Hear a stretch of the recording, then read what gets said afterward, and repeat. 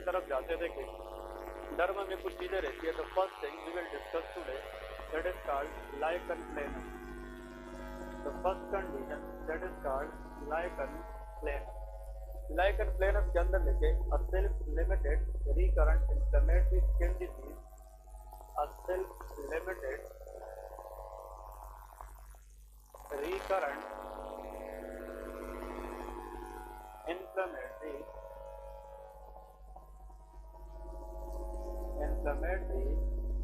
skin disease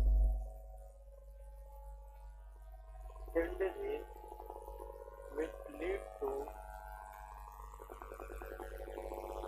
rashes and mouth ulcer.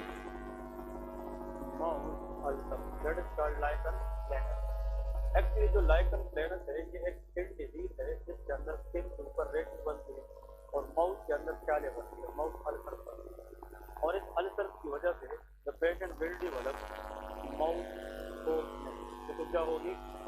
Mouth soreness. Next is the patient will not able to eat proper, that is called dysphagia. इसका मतलब ये है कि एक recurrent ये जो लाइकन प्लेनस है इसके इन्फेक्शन बार बार भी असर होता है। अगर आप इसको ट्रीट कर भी ले रहे हैं तो कुछ वक्त के बाद ये लेजन दोबारा आ जाते हैं, that is a recurrent problem. और इसके अंदर स्किन पे जो रेड बनती है तो should be purple to reddish, that is mean inflammatory condition. और साथ में ये भी याद रखना है कि सेल्फ लिमिटेड है। अगर लाइकन प्लेनस के लेजन को हम ट्रीट ना भी कर ले, कुछ वीक के बाद या कुछ क्या हो जाते हैं, खत्म हो जाते हैं। Those lesions which can spontaneously resolve, they are called self-limited lesions. इसको हम self-limited कहते हैं। तो तीन बात याद रखें। ऐसा self-limited recurrent inflammatory skin lesion जो स्किन के ऊपर रेशेस कराए और माउथ के अंदर अल्सर कराए उसको हम लाइकन प्लेनस कहते हैं। अगर आप लोग बुक पढ़ेंगे या गूगल पे पढ़ें इसका काज क्या है, इसका एग्जैक्ट फिजियोलॉजी अनक्लियर है। यहाँ पे लिखे जो exact physiology is unclear. Exact physiology unclear. इसके अंदर जो एग्जैक्ट फिजियोलॉजी है वो हमें पता नहीं है, अनक्लियर है। लेकिन इसमें जो रेशेस बनती है या जो लेजन बनती है इसकी एक कैरेक्टरिस्टिक है, जिसमें लगे 6 characteristic of lesion. 6 characteristic of lesion. जो लेजन होती है इसके अंदर 6 चीज होती है। फर्स्ट पी का मतलब ये है कि the lesion which is form in lichen planus that should be purple. ये क्या होती है? Purple in colour. नंबर 2, जब हम उस पेशेंट से पूछते हैं तो कहते हैं कि इस लेजन के अंदर ईटिंग होती है। सेकंड चीज इज प्लूराइटिक। ये क्या होती है? प्लूराइटिक इन नेचर। इसका मतलब ये है कि द लेजन विल मतलब उसके अंदर ईटिंग होती है, that is called pruritic in nature. दूसरी बात यह है कि उस लेजन के ऊपर किस तरह केराटिन की डिपोजिशन होती है। तो some lesion will have excess keratin deposition and it look like flag. किसकी तरह नजर आएगी? फ्लैग की तरह नजर आएगी। और फिर ये जो लेजन है ये स्किन के साथ एक लेवल पे एक जैसे होती है, उसको कहते हैं planar. Planar mean at the level of skin. इस तरह पैदा बस एक जगह पे इस तरह नहीं पड़ेगी, स्किन के ऊपर इस तरह फैल पड़ेगी, इसको हम कहते हैं प्लेनर लेजन। और नेक्स्ट पॉइंट याद रखें, इस लेजन की मल्टीपल कार्नर्स होती है, उसको पॉलीगोनल कहते हैं। क्या कहते हैं? Polygonal in nature. और last but not the least it is papular lesion. इसके अंदर फ्लैग और क्या हो सकती है? पेप्यूल हो सकती है। इसका मतलब ये है how many P's are these? 6। किसी भी स्किन लेजन के अंदर अगर डर्मेटोलॉजिस्ट ये कहे इसमें 6 पीस कैरेक्टरिस्टिक है, दो लेजन डर्मेटोलॉजिस्ट है जो लाइकन प्लेनस। अब आप लोगों को ये भी याद रखना चाहिए कि हर पेशेंट के अंदर लाइकन प्लेनस में जरूरी नहीं है ये सारे के सारे चीज आने चाहिए। अगर ये चीज आ जाए तो वो तो फिर एक कैरेक्टरिस्टिक लेजन होगी, डेफिनेटली लाइकन प्लेनस होगी। लेकिन we need at least 4 P's out of the 6 P's. हमें 4 पीस याद रखने हैं, तो we need 4 P's out of 6 P's for the diagnosis of lichen planus. यहाँ पे इसके नीचे लिखे any 4 P's out of 6 P's that should be the diagnosis of lichen planus. Clear है? The exam में इस तरह आता है कि a middle age has presented to the dermatologist with a history of pruritic lesion. On examination, the lesion was peculiar, flat and planar in nature. अब अगर ये 4 चीज की किसी भी 6 में से वो दे दे तो आप लोगों को पता होना चाहिए, और वो ये भी बताए कि after all investigation there is no definitive cause. क्योंकि इसका एग्जैक्ट फिजियोलॉजी क्या है अनक्लियर है, तो फिर पता होना चाहिए कि डॉक्टर या examiner is talking about lichen planus. Lichen planus के अंदर जो सबसे इम्पोर्टेंट एमसीक्यू क्वेश्चन है वो ये है कि it is associated with viral infection. जिन लोगों को लाइकन प्लेनस होता है उन लोगों में 90% एक क्या होता है वायरल इन्फेक्शन, और वो कौन सा वायरस होता है हेपेटाइटिस सी वायरस। कौन सा virus hepatitis C virus infection, यहाँ से लेके HCV hepatitis C virus infection. Please एक पॉइंट मैं आप लोगों को बताता चलूँ, हमने एक कंडीशन पढ़ा था जिसको कहते हैं pain state for polyarteritis nodosa. It is a type of vasculitis. इसके अंदर मल्टीपल आर्टरी इन्फ्लेमेशन होती है। Poly mean multiple, arteritis mean artery, nodosa mean एक वेसल के अंदर नोडूल्स बन जाते हैं। तो ऐसा वास्कुलाइटिस, ऐसा इन्फ्लेमेशन ऑफ द वेसल जिसमें मल्टीपल आर्टरी की इन्फ्लेमेशन हो जाए तो उसको हम पॉलीआर्टेराइटिस नोडोसा कहते हैं। इस पॉलीआर्टेराइटिस नोडोसा के अंदर हेपेटाइटिस बी वायरस इन्फेक्शन की तो दो condition hepatitis B and hepatitis C both are chronic hepatitis. जिस तरह ए और ई है वो अक्यूट है, लेकिन हेपेटाइटिस बी और सी क्या है ये क्रोनिक हेपेटाइटिस है। और इन हेपेटाइटिस की जो एसोसिएशन है hepatitis B is highly associated with polyarteritis nodosa but hepatitis C is highly associated with lichen planus. Clear है, ये बहुत इंपॉर्टेंट है।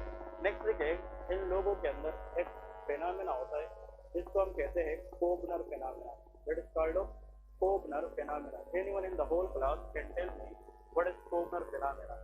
कोबनर फेनोमेना का मतलब ये है, इधर देखिए अगर स्किन पे यहाँ पे लेजन है, ठीक है, यहाँ पे अगर स्किन में लेजन है और उस लेजन के अंदर एटलीस्ट कितने पीस आते हैं 4 आउट ऑफ 6। अब जहाँ पे लेजन है स्किन के अंदर, इधर देखिए ये लेजन है, अब ये स्किन का वो एरिया है जहाँ पे लाइकन प्लेनस एक लेजन है और कितने पीस से बना है 4 to 6 से बना है। अब ये भी स्किन का हिस्सा है, लेकिन ये नॉर्मल स्किन है कि डैमेज है, ये नॉर्मल स्किन है और ये डैमेज स्किन है ना, क्योंकि इस पे लेजन है। अब याद रखना है कि लाइकन प्लेनस के अंदर ये कैरेक्टरिस्टिक बात है कि इन लोगों में स्किन सेंसिटिविटी होती है। क्या होती है स्किन सेंसिटिविटी। अगर आप लेजन के साथ, बात याद रखिए लेजन को नहीं, लेजन के साथ अगर हम नॉर्मल स्किन को इरिटेट करें, क्या करें इरिटेट, इसको स्क्रैप करें, इधर देखिए scraping the normal skin near to the lesion and that normal skin also appear sometime later the same lesion on normal area. This condition is called of Koebner phenomena. अगर आप lesion के साथ normal skin को irritate करें और irritation की वजह से उस नॉर्मल स्किन पे कुछ देर बाद उसी तरह लेजन आ जाए जो पहले से मौजूद है तो क्या कहते हैं कोबनर फेनोमेना। अब हमने लेजन को छेड़ा भी नहीं है, लेजन के साथ नॉर्मल स्किन को स्क्रैप किया है जिसपे पहले से मौजूद लेजन की तरह अपेयर हो जाए तो क्या कहते हैं कोबनर फेनोमेना। और ये स्किन सेंसिटिविटी की वजह से होता है, लेकिन दैट इज एक्चुअल लेजन और ये टेम्पररी लेजन होगा। ये जो टेम्पररी लेजन है ये इरिटेशन के कुछ वक्त के बाद खुद क्या हो जाएगा डिसअपियर, लेकिन ये डिसअपियर नहीं होता। क्लियर है, तो ऐसे कंडीशन को हम क्या कहते हैं कोबनर फेनोमेना। तो इसके सामने लिखे mild irritation of the skin, लेकिन ये स्किन डैमेज होगी कि हेल्दी स्किन की। Mild irritation of the normal skin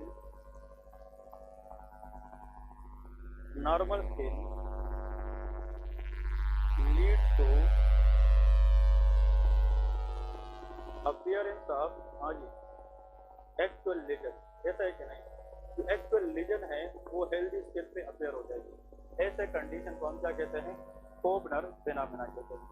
अब याद रखना है कि जो लाइकन प्लेनस है इस पे जब तहकीकात हो गई तो बहुत सारे डर्मेटोलॉजिस्ट को एग्जैक्ट इसका पता नहीं चला, लेकिन बिलीव जरूर किया कि लाइकन प्लेनस की ज्यादातर चांसेस उन लोगों में थे जिसको पहले से ऑटोइम्यून डिजीज होती है। और अगर किसी ने आफ्टर एमबीबीएस डर्मेटोलॉजिस्ट बनना है तो एक बात याद रखें, डर्मेटोलॉजी की 80 से लेकर 90% डिजीज के अंदर ऑटोइम्यून डिजीज का रोल जरूर होता है। किसी भी डर्मेटोलॉजिस्ट के पास जाए तो आपके ट्रीटमेंट के अंदर जरूर कार्टिकोस्टेरॉइड का होना लाजमी होगा। उसमें बीटा मेथासोन, वेटनोवेट क्रीम का नाम सुना है, बीटा मेथासोन, डेक्सामेथासोन, ये जो स्टेरॉइड है ये डर्मेटोलॉजी क्लिनिक का एक डेली यूज है। इसका वजह यह है कि बहुत सारे डिजीज का हमें एग्जैक्ट पता नहीं होता, लेकिन ये बिलीव किया जाता है कि 90% dermatological disease is due to autoimmune disease. Exactly उस चीज को ध्यान में रखते हुए वी कैन से कि लाइकन प्लेनस के साथ भी किस चीज की एसोसिएशन हो सकती है ऑटोइम्यून डिजीज। इसलिए उस लेजन के दे सकते हैं कि नहीं? हम टॉपिकल स्टीरॉयड देते हैं ताकि लीजन के अंदर ऑटो इम्यून रिएक्शन को हम कम कर सके और इससे लीजन क्या हो जाए, रिकवर। अगर ये लीजन हम ना छेड़े तो ये 4 से 6 हफ्ते के अंदर अंदर सेल्फ लिमिटेड है, ये रिजॉल्व हो जाता है। लेकिन अगर किसी की बॉडी पे लीजन है वो 4 से 6 हफ्ते का वेट कर सकेगा, वो तो कहेगा कि नहीं यार मैं चाहता हूँ कि इसको जल्दी ठीक होने दे। तो याद रखे betamethasone topical is the treatment of choice for the lesion of lichen planus, लेकिन if the case is mild one, अगर केस क्या है, माइल्ड है। लेकिन अगर lichen planus का पेशेंट है उसको पहले से हेपेटाइटिस सी वायरस इन्फेक्शन भी है, जिसका मतलब उसकी इम्यूनिटी पहले से भी वीक थी और इसके साथ और भी इम्यूनिटी क्या है, वीक है, उसका फिर टॉपिकल से काम नहीं करेगा। फिर नीचे लिखिए सिस्टेमिक स्टीरॉयड देते हैं, ओरल स्टीरॉयड देते हैं in case of severe cases. तो for mild case of lichen planus treatment of choice is topical steroid, for severe case that is systemic steroid। systemic से मुराद ये है कि हम सिर्फ orally steroid देते हैं। क्लियर है?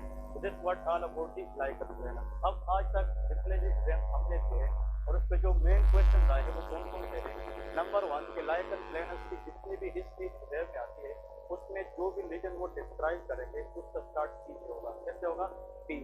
lichen planus टी पर 4 T's out of 6 T's। और number 2, this disease is highly associated with which viral infection? Hepatitis C virus infection। Clear है? तो प्लीज इसको आप लोगों ने हाईलाइट करना है जी। फोटोथेरापी क्या? ओके, फोटोथेरापी जो है it is passing the light on the skin and destroy that lesion. Lesion को डिस्ट्रॉय करना बाय पासिंग लाइट रेज, उसको हम फोटोथेरापी कहते हैं। वो एक एडवांस टेक्निक है जो हर एक नहीं की जाती। अब अगर एक चीज टॉपिकल ट्रीटमेंट से ठीक होती है हम फिर इन्वेजिव प्रोसीजर की नहीं करते।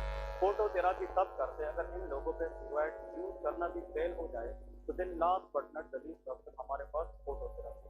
फोटोथेरापी 2 जगहों पे याद रखें, एक जॉइंटिस को ट्रीट करने के लिए करते हैं। अगर किसी में जॉइंटिस है, जिस तरह बच्चों में जॉइंटिस होते हैं वो इंक्यूबेटर में रखते हैं कि नहीं, अस्पताल में वो शीशे के अंदर रखते हैं, उसको एक लाइट पास होती है, उस लाइट के अंदर रेज होती है और वो स्किन के ऊपर एक्सेस बिलिरुबिन को डिस्ट्रॉय करती है और जॉइंटिस के अंदर बिलिरुबिन का लेवल क्या होता है, ज्यादा। तो ऐसा ट्रीटमेंट जिससे हम किसी भी डिजीज को ट्रीट करें बाईपासिंग लाइट रेज, उसको हम फोटोथेरापी कहते हैं। ये जॉइंटिस में भी होता है और resistant cases of lichen planus। ठीक है जी। नेक्स्ट कंडीशन देखें, बैक्टीरिया से रोजिया। बैक्टीरिया से रोजिया, इसके अंदर भी एक एमसीक्यूज है वो आप लोगों ने हाईलाइट करना है। तो what is meant by pityriasis rosea? ये भी जनाब लिखे, it is in acute dermatitis due to unknown etiology. फिर याद रखें कि ऑटो इम्यून डिजीज के साथ लिंक होता है, इसका एग्जैक्ट वन काज नहीं है, लेकिन ये किस्म की अक्यूट डर्मेटाइटिस है, उसमें भी स्किन इन्फ्लेमेशन के साथ रिलेटेड है। यहाँ पे लिखे, it is an acute dermatitis, it is an acute dermatitis of unknown etiology. Clear है? इसकी भी एग्जैक्ट रीजन हमें पता नहीं है, लेकिन it is believed it is strongly linked with autoimmune disease. लेकिन एक बहुत important MCQ question which will be MCQs of the topic, पूरे टॉपिक में एक एमसीक्यू आता है, वो ये है, it is associated with which viral infection, with which viral infection। अब ये एक वायरल इन्फेक्शन के साथ एसोसिएट होता है और ये एमसीक्यूज आप लोगों ने नहीं भूलना। उस वायरस का नाम क्या है? Anyone in the class? which one? HHV। which one? HHV के फिर बहुत सारे अक्षर हैं, HHV1, HHV2, HHV3, इस तरह HHV7 एक इसके साथ एसोसिएट होता है, HHV7 which is called human herpes virus 7। ये भाई आप लोगों के लिए मेरे ख्याल में सबसे इम्पोर्टेंट क्वेश्चन। तो प्लीज रिमेंबर द क्वेश्चन कम के pityriasis rosea is highly associated with which virus infection? HHV7। अभी मैंने बेसिक साइंसेस के सुबह वाले क्लास में टॉपिक पढ़ा था कापोसी सार्कोमा। क्या चीज? कापोसी सार्कोमा। इसके साथ नीचे लिखे, कापोसी sarcoma is a malignancy of the blood vessel. ये ब्लड वेसल से निकलने वाली एक मैलिग्नेंस कैंसर है।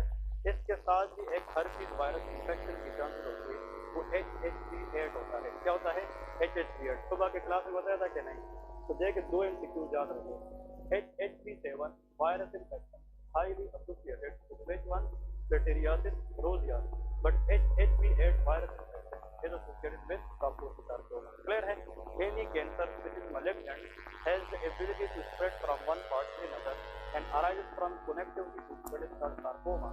और कापोसी सार्कोमा में एक बात जरूर याद रखें कि जिनको कापोसी सार्कोमा होता है उसको 80 से 90% चांस होता है कि उसको पहले से एड्स होता है, क्योंकि Kaposi sarcoma mainly affect immunocompromised head which is mainly AIDS, और उसके साथ अगर एसोसिएटेड वायरस इंफेक्शन है तो उसका नाम HHV AIDS होता है। क्लियर है जी?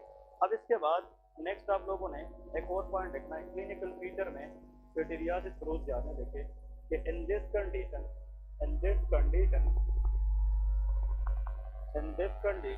there is formation of characteristic rashes known as honey. In rashes का एक नाम है डर्मेटोलॉजी के अंदर, जो रेशेस पिटूरियासिस रोज़िया के अंदर बनती है, it has a characteristic name known as herald rashes. तुम क्या कहते हैं? Herald rashes. इसको हम कहते हैं हेराल्ड रेशेस, याद रखें। तो हेराल्ड रेशेस जिस तरह आपने कहा था टारगेटॉइड लेजर बरोस फॉर्मेशन, इस तरह डर्मेटोलॉजी के कुछ नमूने पाए हैं। Herald rashes is classically seen in pityriasis rosea. इसमें जो रेशेस होते हैं ये इंटेंसली रेड होते हैं, इस वजह से इसको रोज़िया कहते हैं लाइक रोज। ठीक है, अब इसमें जो मेन पॉइंट है वो ये है हेराल्ड रेशेस के नीचे लेके कि these rashes having red border, इसकी बॉर्डर क्या होती है? रेड होती है। रेड बॉर्डर एंड सेंट्रल, और इसके दरमियान में स्केलिंग क्या होती है? स्केलिंग से मुराद ट्राइब।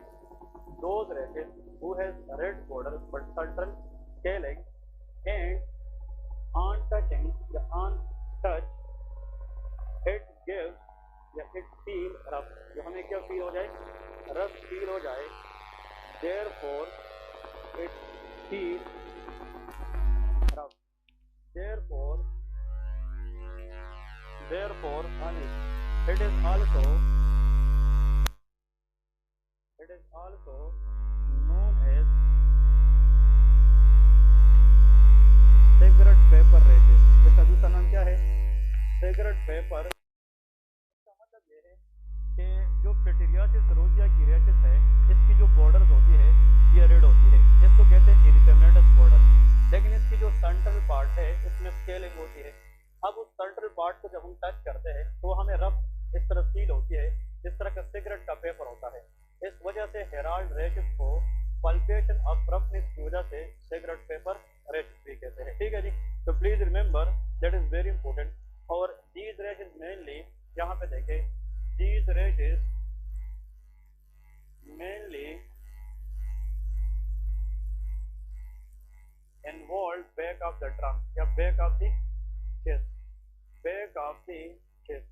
और कुछ बुक्स वाले कहते हैं, वैसे इसका आप एग्जैक्ट पता तो नहीं है, लेकिन कहते हैं कि अगर पिटूरियासिस रोज़िया की रेशेस कहाँ पे आ जाए? बैक ऑफ द चेस्ट पे आ जाए, उसको क्रिसमस रेशेस भी कहा जाता है। क्या कहा जाता है? Christmas rashes. तो क्रिसमस रेशेस, हेराल्ड रेशेस या cigarette paper rashes, the all are the term used for the pityriasis rosea condition. अब देखिए इसकी डायग्नोसिस कैसे करते हैं। How we can diagnose this case, कैसे इसको हम डायग्नोज कैसे करेंगे? यहाँ पे लेके सबसे पहले हम KOH माउंट करते हैं। क्या करते हैं? KOH mount. ये हम कब कर देते हैं?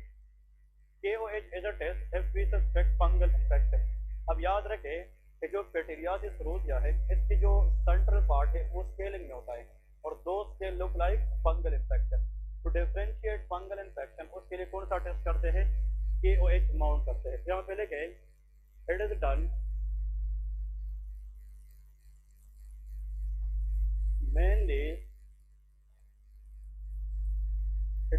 mainly to rule out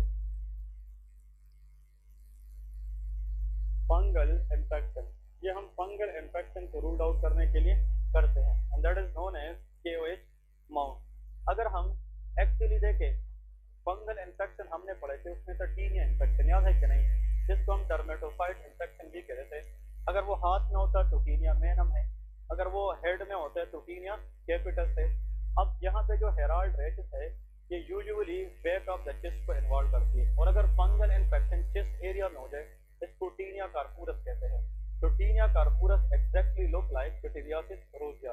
तो how you will know that is fungal infection or not? तो सिंपल से हम एक्सक्रेप लेते हैं और माइक्रोस्कोप पे ब्लेड के जरिए हम उसके साथ क्या ऐड करते हैं, पोटाशियम हाइड्रोक्साइड। अगर उसमें हर एक चीज एब्जॉर्ब हो जाए और उस स्लाइड के ऊपर कुछ भी ना बचे तो इसका मतलब ये फंगल इन्फेक्शन नहीं है। अगर उसमें हाई फीस वगैरह या फंगल एलिमेंट पहुंच जाए इसका मतलब ये फिर टीनिया कार्पूरस हो सकता है। तो एग्जाम में ये आता है कि pityriasis rosea lesion is look like which infection in the body, answer is fungal infection. और अगर फंगल इन्फेक्शन में आ जाए which one, that is called Taenia carporus. Taenia carporus is caused by a dermatophyte infection which mainly involve mainly trunk of the body. Clear है? इसके लिए church करते हैं। फिर है में लिखे ट्रीटमेंट। इसके ट्रीटमेंट में आप लोग को मैंने बताया है इसका फॉर एग्जांपल हमारे पास कोई इस तरह खास ट्रीटमेंट मौजूद नहीं है, सॉरी खास मौजूद नहीं है, लेकिन ये बिलीव किया जाता है कि ऑटो इम्यून डिजीज की वजह से है, तो हम क्या देंगे, स्टीरॉयड यूज करेंगे। यहाँ पे तो लिखे स्टीरॉयड, ठीक है, नंबर 1। नंबर 2, इसमें जो लेजन बनती है पिटूरियासिस रोजिया के अंदर दे आर हाईली इचिंग, मतलब उसमें इचिंग होती है, तो उसके लिए हमने एंटी हिस्टामिन देना है। क्या देना है? Anti histamine. इसको हम कहते हैं एंटी प्लूराइटिक। एंटी प्लूराइटिक वो है जिससे हम एलर्जिक रिएक्शन या इचिंग को क्या कर सके, कम कर सके। रेजेक्ट वगैरह लोटेप वगैरह देते हैं। और साथ में इसके जो सेंटर है उसमें स्केलिंग है, स्केलिंग का मतलब ड्राइनेस, तो हम लुब्रिकेंट देते हैं। कहते हैं लुब्रिकेंट। तो लुब्रिकेंट के अंदर पेट्रोलियम जेली देते हैं, दैट इज वेस्लीन। क्योंकि जो वेस्लीन है उस लीजन पे अगर वो फॉर एग्जांपल इसको लुब्रिकेट रखेंगे, देखिए जो ड्राई लीजन है उसको अगर हम छेड़ते हैं तो वहाँ से इन्फेक्शन के चांसेस और वहाँ से ब्लीडिंग के चांसेस भी हो सकते हैं। तो we should keep the dry lesion lubricated by giving petroleum jelly. Vaseline देते हैं और कोकोनट ऑयल देते हैं। तो these are the treatment for pityriasis rosea. इसमें क्वेश्चन क्या बना जो इम्पोर्टेंट है कि पिटूरियासिस रोजिया का जो भी लीजन आ जाए उसको हम कहते हैं herald rashes, cigarette paper rashes, या इसको हम क्रिसमस रेशेस कहते हैं। और अगर पिटूरियासिस रोजिया में ये रेशेस दी जाए और उसमें अगर आपने कोई वायरल इन्फेक्शन को डील करना है तो HHV7 होता है, human herpes virus 7, which is a DNA virus. ये कौन सा वायरस है? डीएनए वायरस है, ठीक है जी। अब इसके बाद हम आखिर की तरफ जाएंगे टॉपिक्स में, इसके अंदर लेके स्किन कैंसर हेडिंग दे दें, what are the skin cancer. बहुत आसान है और इम्पोर्टेंट भी है। हाँ जी, पेनफुल होता है, ये पेनफुल जो होता है प्लूराइटिक जो होता है, ठीक है, क्योंकि और इसमें जनाब सूजश होती है, मतलब ये वहाँ पे बर्निंग सेंसेशन होती है। उस रीजन को अगर हम स्क्रैप करें, छेड़ेंगे तो वहाँ पे बर्निंग सेंसेशन भी होती है। तो पेनफुल भी होता है और प्लूराइटिक भी होता है, ठीक है जी। नेक्स्ट इसके बाद लेके new plasm of the skin. New plasm से मुराद ये है कि कैंसर, स्किन के अंदर कौन कौन से कैंसर हो सकते हैं, they are called neoplasm of the skin. वैसे स्किन के अंदर प्राइमरीली 3 तरह के कैंसर हो सकते हैं, basal cell carcinoma, squamous cell carcinoma and melanoma. और फिर स्किन के साथ कापोसी सार्कोमा भी है, वो हम अलग डिस्कस करेंगे। पहले देखें बेसल सेल कार्सिनोमा, इसके मेन पॉइंट देखें। Basal cell carcinoma, please remember जो बेसल सेल कार्सिनोमा है, जिस वर्ड के आखिर में कार्सिनोमा आ जाए इट इज ऑलवेज मलिग्नेंट। ये क्या होता है? Malignant cancer. और malignant cancer has the capability to metastasize, एक जगह से दूसरी जगह स्प्रेड कर सकती है। इसमें लेके this is the most common, हाँ जी, this is the most common skin cancer.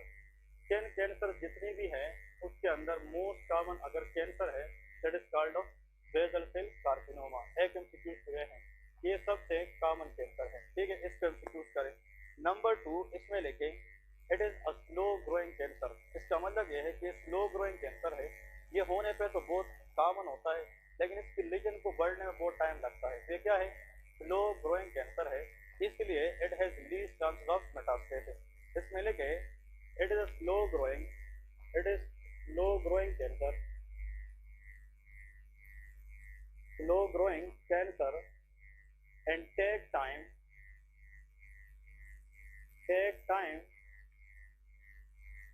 increase in the size, increase in the size and least chance of least chances of metastasis. Actually इसका जो ट्यूमर मास है उसको बढ़ने में डिकेड्स भी लग सकते हैं, 10 साल, 20 साल, 30 साल। तो अगर जितना ये ज़्यादा टाइम लगाएंगे उतना उसकी मेटास्टेसिस चांसेस भी क्या होती है, वो कम होती है। अब देखें what is the risk factor, इसकी रिस्क फैक्टर क्या है। इसका मतलब यह है कि बेसल सेल कार्सिनोमा के चांसेस किन लोगों में ज़्यादा होती है। हाँ जी, प्रोलॉन्ग एक्सपोजर टू सनलाइट। मैंने आप लोगों को बताया था कि अगर एक्सेसिव एक्सपोजर हो जाए सनलाइट को, तो सनलाइट से जो रेज आती है वो स्किन पे पड़ती है और वो कैंसरस चेंजेस करा सकती है। यहाँ पे लिखे प्रोलॉन्ग एक्सपोजर टू सनलाइट, ठीक है, नंबर 1 पॉइंट। फिर सनलाइट को प्रोलॉन्ग एक्सपोजर कराना। नंबर 2, इसमें आप लोगों ने लिखना है ओल्डर एज। किस एज के अंदर, ओल्डर एज के अंदर इसके चांसेस ज़्यादा होते हैं। अब वजह क्या है, क्या बात, अगर ये कैंसर अगर यंगर एज में हो भी जाए तो लोग इग्नोर करेंगे, क्योंकि इस लीजन को बढ़ने में बहुत ज़्यादा टाइम लगता है, डिकेड्स लगते हैं। 30 साल 40 साल के बाद when this lesion is enough then the patient will go into the clinic and they can investigate the lesion। तो जिन लेजन में ज़्यादा टाइम लगेगा तो उसकी डायग्नोज अर्ली होगी कि लेट होगी, ये ओल्डर एजेस के अंदर आती है, ठीक है। और इस एज के अंदर पहले से इम्यूनिटी क्या हो जाती है, वीक हो जाती है, इस वजह से भी कैंसर के चांसेस ज़्यादा होते हैं, ठीक है जी। और नेक्स्ट यहाँ पे बेसल सेल कार्सिनोमा में लिखे जेनेटिक एसोसिएशन। किन लोगों के अंदर, जेनेटिक। कुछ लोग ऐसे होते हैं कि फैमिली वाइज वो बेसल सेल कार्सिनोमा के लिए मतलब सेंसिटिव होते हैं, उन लोगों में इसके चांसेस ज़्यादा होते हैं। अब देखें common side, what is the common side. अब इस टॉपिक से आप लोगों ने जो रिस्क फैक्टर है इससे एक चीज़ आहत करनी है, the strongest risk factor throughout the world for basal cell carcinoma prolong exposure to the sunlight. ये पॉइंट याद रखें। इसलिए हमारे बुजुर्ग क्या कहते हैं कि जब हम इस तरह गर्मी के मौसम में बाहर जाते हैं वो कहते हैं कि सर पे टोपी रखा करें। सर पे टोपी रखने से इसका जो फ्रंट है वो एक्सेसिव रेस को डायरेक्ट किस पे पड़ने नहीं देते, स्किन पे पड़ने देते, वो सन रेस जो है ना वो रिफ्लेक्ट करते हैं। और दूसरी बात, सन रेस में जब लोग जाते हैं तो वो ग्लासेस का इस्तेमाल करते हैं, उस ग्लासेस से भी रेस की जो एंट्री है वो कम हो जाती है, पूरे स्किन पे वो रिफ्लेक्ट हो जाती है, तो स्किन पे उसकी स्प्रेडिंग क्या हो जाती है, वो कम हो जाती है। फिर कॉमन साइट में लेके फेस, किस एरिया में, फेस। तो बेसल सेल कार्सिनोमा की जितनी भी लेजन होती है वो फेस के ऊपर आती है। और यहाँ पे नेक्स्ट लिखे near the angle of mouth या नियर द लिप्स। ये लिप्स के साथ जो लेजन है near the lips and near the nose, यहाँ पे, ठीक है, नियर द नोज। अब दो बातें याद रखें। देखिए हमें एक प्रोफेसर ने समझाया था एंड आई थिंक ये हमारी आगे लाइफ में बहुत हेल्पफुल साबित भी हुई है, तो आप लोगों के साथ शेयर करता हूँ कि अगर एक लेजन है वो नॉन पेनफुल है, उसमें पेन नहीं है, वक्त के साथ साथ आहिस्ता आहिस्ता बढ़ता जा रहा है, लेकिन वो लेजन नियर द आईज है, आईज के साथ है, फोरहेड के ऊपर है, नियर बाय द नोज है या nearby the angle of lips है या माउथ है, think about the lesion is basal cell carcinoma. अब देखें आप अपने माउथ में इस तरह बॉल पॉइंट रखे या मार्कर रखे तो एक लिप्स ऊपर रहेगी और एक लिप्स तो नीचे जाएगी। Those lesion which affect the lip, upper lip and above the head, that is called basal cell carcinoma. और वो लेजन जो चिन को या मैंडिबल को और लोअर लिप को अफेक्ट करे वो स्क्वेमस सेल कार्सिनोमा होता है। इसका मतलब ये है कि जो बेसल सेल कार्सिनोमा है इसको हमने ऐसे याद किया था कि बेसल के अंदर बी फॉर बोस, ये किसके लिए यूज होता है, बोस के लिए। तो बोस हमेशा ऊपर होता है और मुलाजिम नीचे होता है, तो ऊपर वाला लिप जो है ये बेसल सेल कार्सिनोमा। और जो स्क्वेमस का पहला वर्ड क्या है, एस, वो स्मॉल लोगों के लिए है, छोटे लोगों के लिए, वो नीचे रहते हैं अपार्टमेंट में, तो वो लोअर लिप को अफेक्ट करता है। अब याद रहेगी कि नहीं, the basal cell carcinoma affect upper lip and upper part of the face, squamous cell carcinoma will affect lower lip and chin या मैंडिबल एरिया, ठीक है जी। अब इसके बाद याद रखें इसकी क्लिनिकल फीचर्स क्या है। बेसल सेल कार्सिनोमा, इसमें अगर कोई पेशेंट आ जाए what will be the clinical feature, तो लेके the patient presented with different, the patient presented with different pigmented lesion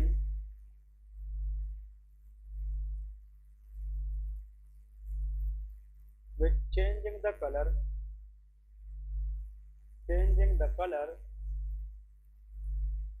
increasing in size over the time. वक्त के साथ साथ उसमें कलर चेंजेस और साइज में क्या हो जाएगा, बढ़ता जाएगा। ठीक है, ऑन दी, हाँ जी, अपर लिप्स एंड फेस। ठीक है, लेकिन पॉइंट टू बी रिमेंबर, ये जो लेजन है it is non pruritic and non tender. इसके अंदर न पेन होता है न इसके अंदर ईचिंग होती है। तो बेजल सेल कार्सिनोमा की पिक्चर ग्रुप में ऐड करें, आफ्टर द लेक्चर में डिस्कस करता हूँ ये लोग किस तरह से है। लेकिन आप लोगों को गूगल में जहाँ पे भी इसके पिक्चर मिलेंगे, या तो लिप एरिया को अफेक्ट कर रहे होंगे, या नोज के अंदर अफेक्ट कर रहे होंगे, या अबव दी फोरहेड। लेकिन फिर 90% लोगों को ये जो नोज का ये वाला पार्ट है इसको कहते हैं L of the nose, ALA, L of the nose mean sides of the nose पे ज्यादातर अफेक्ट करती है। ठीक है जी, अब इसमें लिखे कि व्हाट इज द डायग्नोसिस, इसको डायग्नोज कैसे करेंगे, मतलब पेशेंट आता है इसकी डायग्नोसिस हम कैसे करेंगे। अब देखें यहाँ पे डायग्नोसिस, ये जो चेंजिंग इन कलर है ना, इसके बारे में पॉइंट याद रखें कि जो बेसल सेल कार्सिनोमा का लेजन है, इस पे जितना टाइम गुजरता जाएगा तो एक कलर में चेंज होता जाएगा। इसका वजह कितने हैं, दो। कभी कभार यहाँ पे लेजन हो जाता है तो आम लोग ये समझते हैं कि ये कोई आम इन्फेक्शन है, और उसको ये नहीं पता होता कि ये बेसल सेल क्या है, कार्सिनोमा है।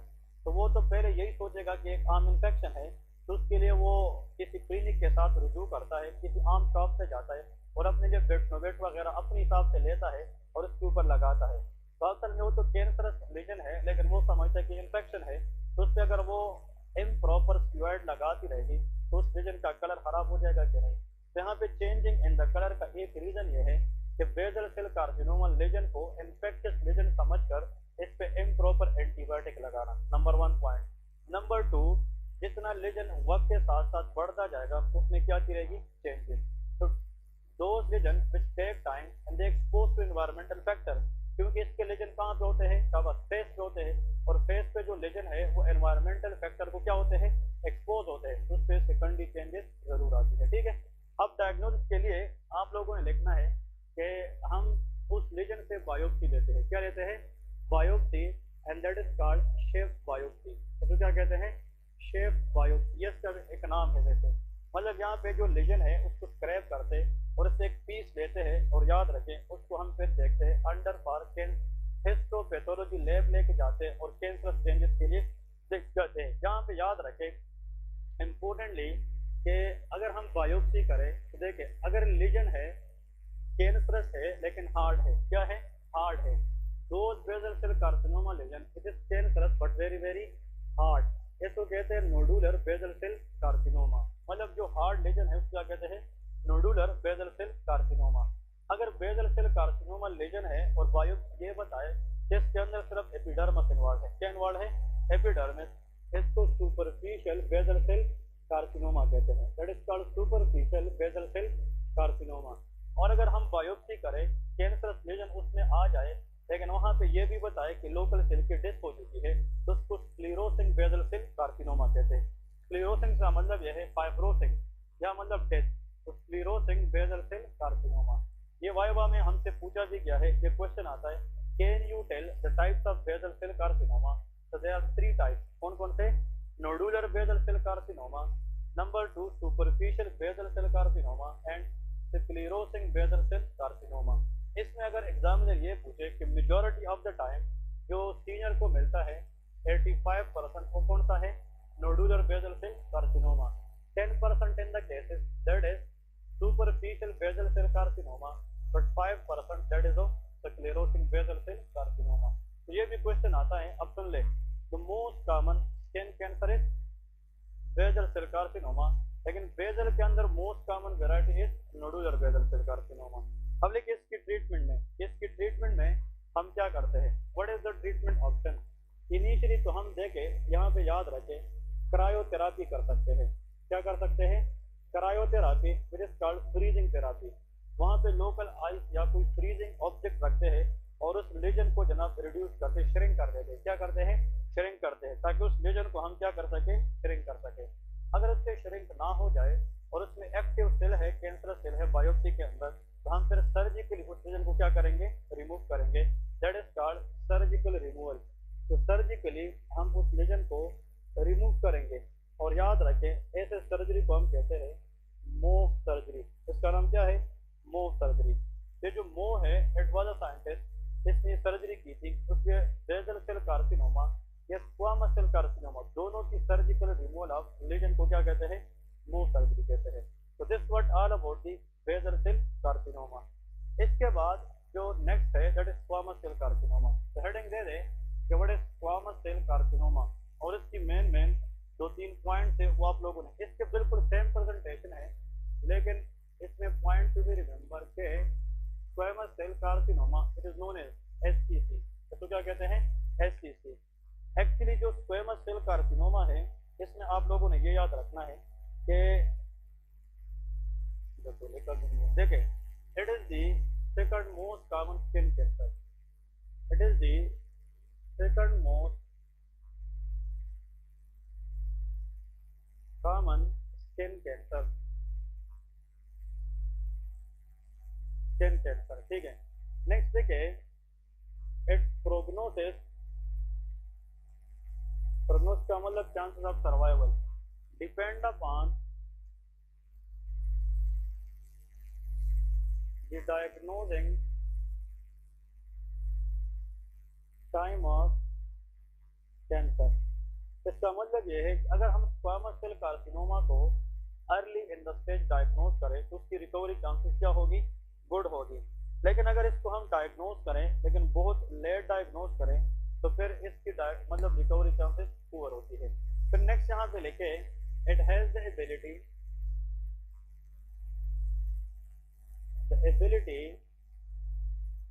to spread in the body। इसका मतलब ये है कि इसकी एबिलिटी ये है कि बॉडी के अंदर वाइडली क्या कर सके, स्प्रेड कर सके, ठीक है, स्क्वामस सेल कार्सिनोमा।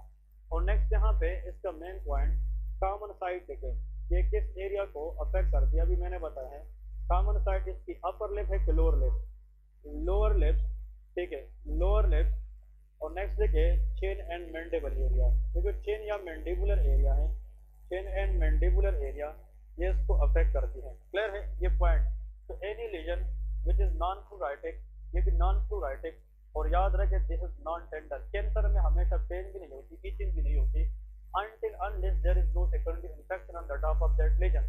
इसके अंदर खुद प्राइमरीली फ्लूराइटिस भी नहीं होती, उसमें हमारे पास टेंडरनेस भी नहीं होती, लेकिन लोअर लिप या चिन एरिया को ये अफेक्ट करती है।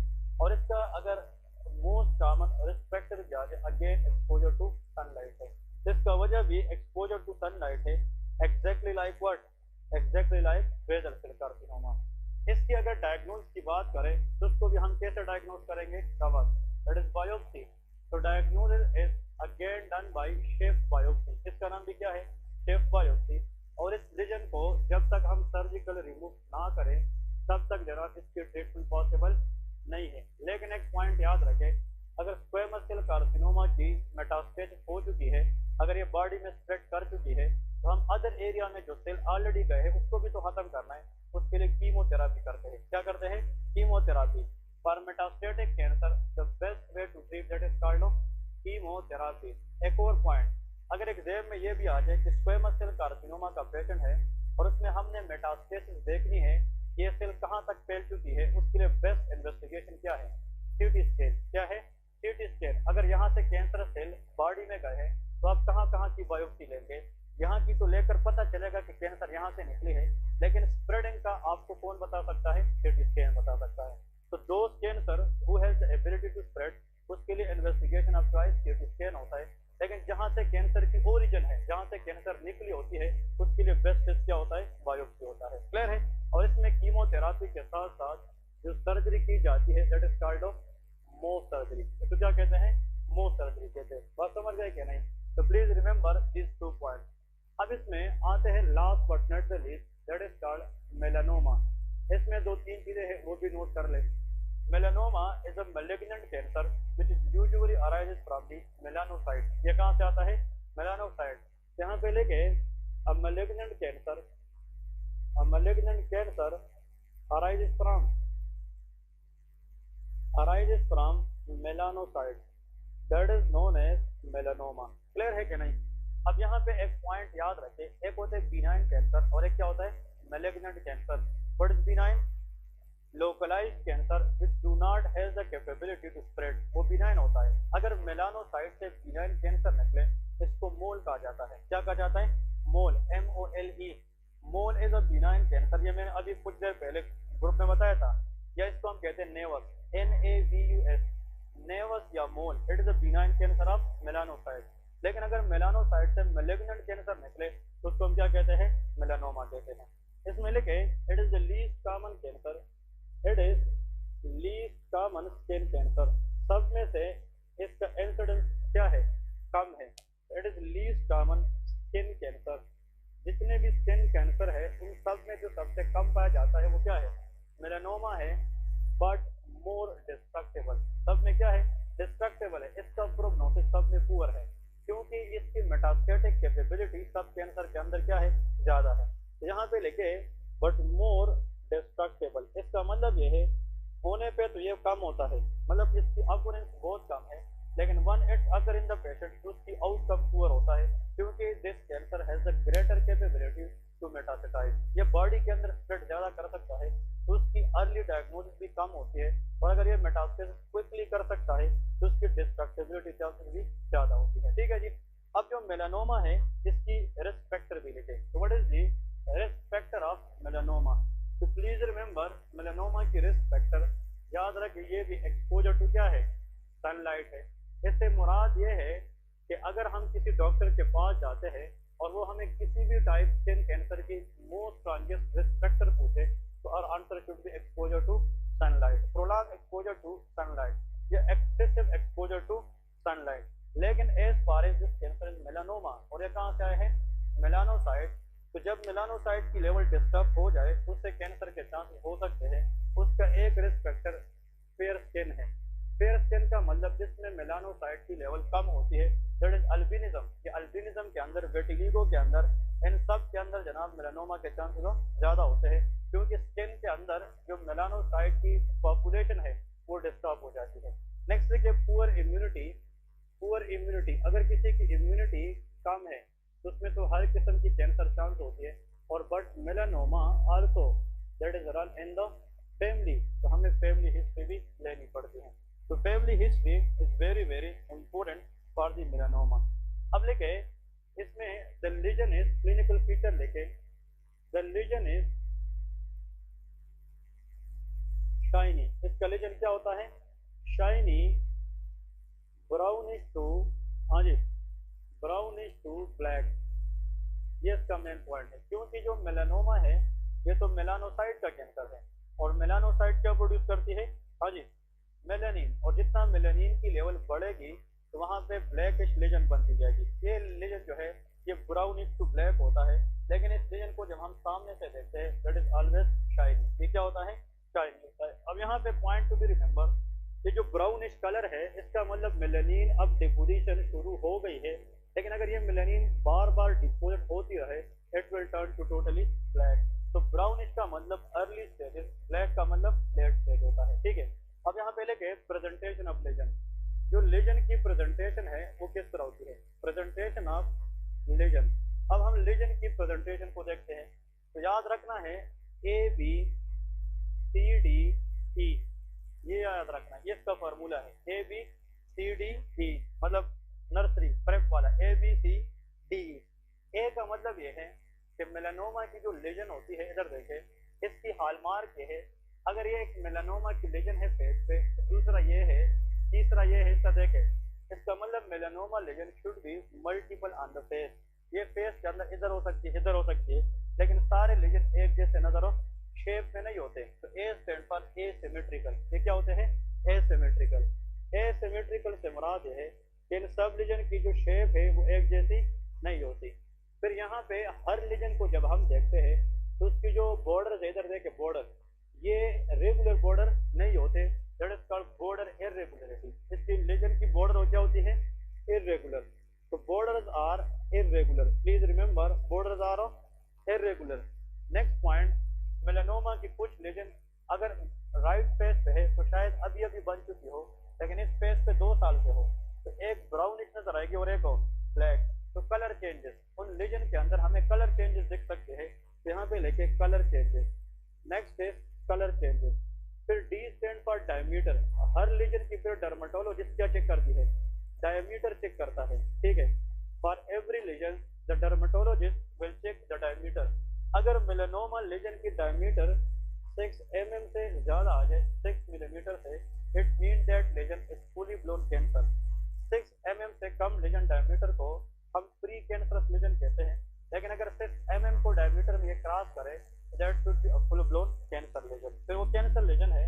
और यहाँ पे लिखे ई स्टैंड फॉर, हाँ जी, E stand for evolution and to new legend, evolving and to new legend। अब देखिए evolving and to new legend। अब प्लीज याद रखें, अगर मेलानोमा के अंदर लीजन है, 2 लीजन है, पहले से वो सेम मतलब एक जैसे थे, अब कुछ दिनों के बाद पेशेंट आए हैं चेकअप के लिए और उसकी जो लीजन थे अब वो एक जैसे नहीं है। जब शेप चेंज हो गई तो बॉर्डर भी चेंज हो जाती है। तो एसिमेट्रिकल बॉर्डर आर इरेगुलर, एक ब्राउनिश है और एक ब्लैक है, कलर भी चेंज हो गया और डायमीटर हर एक का कितने से ज्यादा हो गया, 6 mm। ये निशानदही कर रही है 4 बातें कि अब इन लीजन से मजीद लीजन ने निकलना है, इसको कहते हैं evolving into new lesion. So that is a very very poor sign in melanoma। melanoma के अंदर as far as the lesion are symmetrical, borders are regular, color are constant, तो फिर इसकी स्प्रेडिंग चांसेस क्या होती है, कम होती है। अगर हमने ये देखना है कि इस लीजन से मजीद न्यू लीजन निकल सकती है कि नहीं, तो हमने ABCD क्राइटेरिया को देखना है। क्लियर है कि नहीं? तो एक दफा ये क्वेश्चन डायरेक्ट किया था कि ABCD criteria is check for the changing of one lesion to another and that is check for which cancer in the skin, melanoma. ये मेलानोमा के लिए की जाती है, ठीक है। अब लेके डायग्नोसिस, इसकी डायग्नोसिस क्या है कि what is the diagnosis of melanoma. तो हेडिंग दे दे बायोप्सी, क्या देते हैं, बायोप्सी लेते हैं। तो हम बायोप्सी लेते हैं और बायोप्सी के जरिए इसको हम डायग्नोज करते हैं, ठीक है जी। और आखिर में इसकी जो ट्रीटमेंट है, हाँ जी, तो ट्रीटमेंट में याद रखें कीमोथेरापी एंड सर्जरी करते हैं। क्लियर है कि नहीं? तो treatment is same, chemotherapy and surgery. लेकिन जो मेलानोमा है इसकी ट्रीटमेंट में सर्जरी तब करते हैं अगर ये हम डायग्नोज अर्ली करें और इसकी डेप्थ ऑफ द इन्वेजन कम हो। अगर स्किन के अंदर ये डीपली इन्वेड कर चुकी है सेल, तो हम इसके साथ फिर क्या करते हैं, कीमोथेरापी। तो if depth of the invasion for cancerous cell is less than the best option is surgery, कि लीजन को ही खत्म करे। लेकिन अगर लीजन स्किन में अंदर गई है, घुस गई है, इन्वेड कर चुकी है, तो फिर सर्जरी के साथ साथ हम क्या ऐड करते हैं, chemotherapy. Giving the anti cancer drug to treat cancer, the technique is known as chemotherapy. तो उसमें हम क्या करते हैं, कीमोथेरापी करते हैं। तो यार ये हमारे पास मेन पॉइंट्स है, basal cell carcinoma, squamous cell carcinoma and melanoma. अगर यहाँ पे आखिर में इंसिडेंस की हम बात करें, incidence of skin cancer, basal cell carcinoma has more chance than squamous cell carcinoma और squamous cell carcinoma has more chance than melanoma. ऐसा है कि नहीं? This is regarding the incidence of skin cancer. यहाँ पे लिखे मोर्टेलिटी, मतलब mortality के लिहाज से या पुअर प्रोग्नोसिस के लिहाज से। द फर्स्ट विल मेलानोमा, पहली फिर मेलानोमा आएगी, फिर squamous cell carcinoma and last but not the least is basal cell carcinoma. So that is good for the patient as far as basal cell carcinoma is most common, उतना ही इसकी prognosis अच्छी है। तो उसमें death ratio या mortality ratio सबसे क्या होता है, कम होता है। ये होने पे सबसे कम है, बट वंस अगर उसकी मोर्टेलिटी चांसेस सबसे ज्यादा होती है, ठीक है। चले ग्रुप में आ जाए, वो शेयर कर लिए कि नहीं, ग्रुप में देखिए मैं बताता हूँ केस को आप लोगों ने डिस्क्राइब कैसे करना है, लीजन को हमने किस तरीके से डिस्क्राइब करने हैं, ठीक है जी, ओके। अब नेक्स्ट यहाँ पे इम्पोर्टेंट पॉइंट है, जो ऊपर वाला लीजन है, देखिए ये नोज पे है, यहाँ पे नोज के ऊपर है, ये हमारे पास बेसल सेल कार्सिनोमा। ये ऐसा दिखता है कि जिस तरह एक आम लीजन है, या एलर्जी है या एक आम लीजन है, लेकिन इसमें न पेन होता है न प्यूराइटिस होती है। लेकिन ये जो लीजन है ये आज भी है या 10 साल बाद भी होगा, और ऐसा साइज में क्या होता जाएगा, बढ़ता जाएगा। और ये लीजन अगर हार्ड हुआ तो ये नोडुलर टाइप है, क्या है, नोडुलर टाइप है। लेकिन देखिए फिर नेक्स्ट पिक्चर में जो ओल्डर एज एक फीमेल है, उसके अंदर जो लीजन है अपर फेस पे है कि नहीं, ये अपर फेस पे है, रेडिश रेड है, ये एग्जैक्टली लाइक कैंसर। मतलब ये कैंसर क्या होता है, कैंसर में एक्टिव सिम्टम नहीं होते और जो लीजन है वो डिकेड तक रहता है। तो इसका मेन हॉलमार्क क्या है, हाँ जी, मेन हॉलमार्क ये है कि बेसल सेल कार्सिनोमा की लीजन तब होते हैं कि अगर वो फेस के ऊपर, अपर लिप के ऊपर आ जाए। क्लियर है, इसका मेन पॉइंट है। फिर नेक्स्ट पे देखे हाँ, ये बेसल सेल कार्सिनोमा है, ठीक है, क्या है, बेसल। अब नेक्स्ट में देखें, नेक्स्ट में ये जो लेफ्ट है ये लोअर लेफ्ट है कि नहीं, इसमें लोअर लेफ्ट के ऊपर लेजन है, देखें लोअर लेफ्ट इसके अंदर लेजन है और एक लेजन ईयर पे भी है, बात समझ गए कि नहीं, ईयर पे भी है लेकिन मोस्ट लाइकली लोअर लेफ्ट, तो कौन सा हो सकता है, स्क्वेमस सेल कार्सिनोमा, बात समझ गए कि नहीं। नेक्स्ट पे आ जाए, शाबाश, नेक्स्ट रीजन को देखें, इस रीजन में अगर आप लोग देखें, इधर देखें, इस एक रीजन को हम डिस्क्राइब करते हैं, ये सारा रीजन आप लोग को एक जैसा नजर आता है कि डिफरेंट, हाँ डिफरेंट, इसको भी एक रीजन के लिए हम क्या कहलाते हैं, एसिमेट्रिकल, रीजन एक जैसा नहीं है। फिर इसकी बॉर्डर देखें, रेगुलर है कि इरेगुलर, इरेगुलर बॉर्डर है, इसमें कलर वेरिएशन है कि नहीं, कहीं पे रीजन ब्राउनिश है, कहीं पे ब्लैक है, इसका मतलब ये है कलर चेंजेस है, और इसका डायमीटर हम मेजर करते हैं, अगर वो 6 से ज्यादा आ जाए इट्स मीन कि this region is going to become a new region, जैसे अब एक नया रीजन ने बनना है, और जब नया रीजन बनेगा तो मेटास्टेसिस के चांसेस भी ज्यादा होंगे। This is called ABCD criteria for which cancer melanoma. फिर नेक्स्ट में वेरी गुड, ये इसने फिर इकट्ठे दिखाए है, basal cell carcinoma lesion, basal cell carcinoma lesion में एक चीज देखें, इसमें रेडिश प्लस स्केली नजर आता है, ये थोड़ा सा ड्राई होता है, स्केली टाइप है लेकिन रेडिश भी है, और सामने स्क्वेमस सेल कार्सिनोमा के ऊपर बैक्टीरियल इन्फेक्शन के चांसेस क्या होते हैं, ज्यादा, तो कभी कभार इन सेम रीजन से फर्स्ट डिस्चार्ज भी हो सकती है, और मेलानोमा की diagnose I think that is very very easier one, ठीक है जी। तो this for today and this also the end of dermatology. Dermatology के CK2 में जितने भी टॉपिक है ये इतने ही हैं। अब आप लोगों ने क्या करना है, इसको रिवाइज करना है और इसके जो मेन पॉइंट्स है वो बताना है। अगर आप लोग चाहे तो कल मैं एक टेबल ड्रा करूं और उसमें मैं यहाँ पे क्लिनिकल साइन और उसके सामने डिजीज लिखूं, ताकि पूरी डर्मेटोलॉजी आप लोग एक गो थ्रू में वाज हो जाए। तो कल इंशाल्लाह जब पहला क्लास होगा घंटे का, उसके बाद हम 5 से 10 मिनट पूरी डर्मेटोलॉजी की 2 टेबल्स बनाएंगे। तो जब आप लोग डर्मेटोलॉजी खत्म करेंगे, जिस तरह मैं लिखूंगा कि एस्पेक्ट साइन तो psoriasis, for example Nikolsky sign in young girl less than 5 year, staphylococcal scarlet skin syndrome, Nikolsky sign plus bullous, pemphigus vulgaris, जितनी डिजीज हमने पढ़ी है, जिसका viral infection, hepatitis C virus, that is हाँ जी lichen planus, hepatitis B virus, polyarteritis nodosa, herpes simplex virus, erythema multiforme, herpes human herpes virus 8, Kaposi sarcoma, human herpes virus 7, that should be pityriasis rosea. इस तरह अगर ये table 2 आप लोग को समझ आ गए तो डर्मेटोलॉजी के जितने भी क्वेश्चन है वो एकदम आप लोग को इंशाल्लाह आसान हो जाएंगे, ठीक है। कल इंशाल्लाह मिलते हैं, ओके, कल से इंशाल्लाह सर्जरी कर